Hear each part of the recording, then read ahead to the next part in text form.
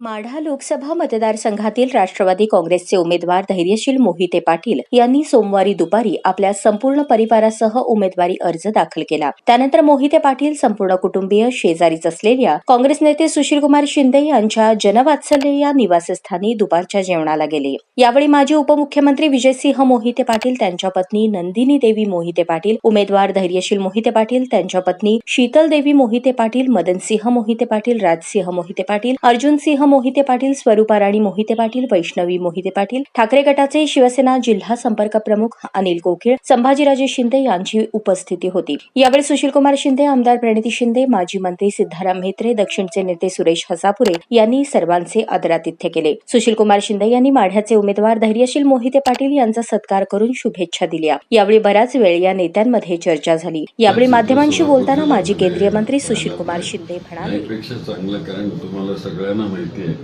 की मी मुख्यमंत्री, दादा उपमुख्यमंत्री, केवढं सुरेख अशा प्रकारचं महाराष्ट्रामध्ये राजकारण आम्ही केलं आणि सामाजिक समतेचा विचार दोघांनी इथे रुजवण्याचा प्रयत्न केला.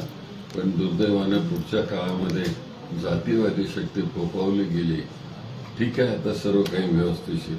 सोलापूरच्या पाण्याचा प्रश्न म्हणजे एकतर हा सगळा दुष्काळी भाग आहे.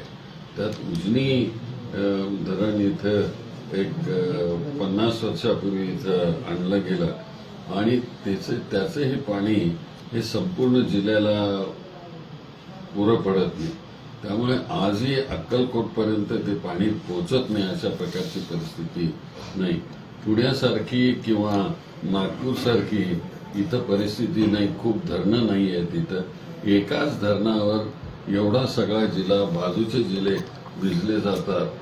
हे मला वाटतं फडणवीस विसरले असते तर त्यांना आठवण करून देऊया आपण.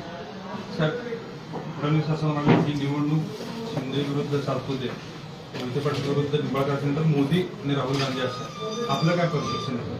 नाही, ते म्हणतील त्याप्रमाणे ही देशाची लोकशाहीची निवडणूक आहे. लोकसत्ता ही शेवटी लोकांनी 10 वर्ष त्या लोकसत्तेचा अनुभव घेतलेला आहे. आता लोकच म्हणतायत की आम्ही आता सगळा बदल घडवून आणणार आणि मला वाटतं की हुकुमशाही विरुद्ध लोकशाही अशा प्रकारची खरी लढत आहे. सर, भारताची निवडणूक ही थेट पंतप्रधान किंवा थेट राष्ट्रपती निवडून देण्याची नसते. ती आपण लोकप्रतिनिधी आपला स्थानिक निवडून देत असतो.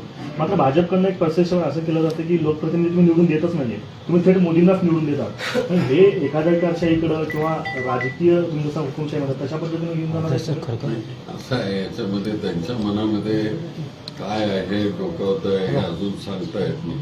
आणि म्हणूनच आम्ही म्हणतो की ही लढाई ही हुकुमशाही विरुद्ध लोकशाही आहे आणि घटना बदलणार, काय करणार, ठेवणार याचं हे चित्र आहे.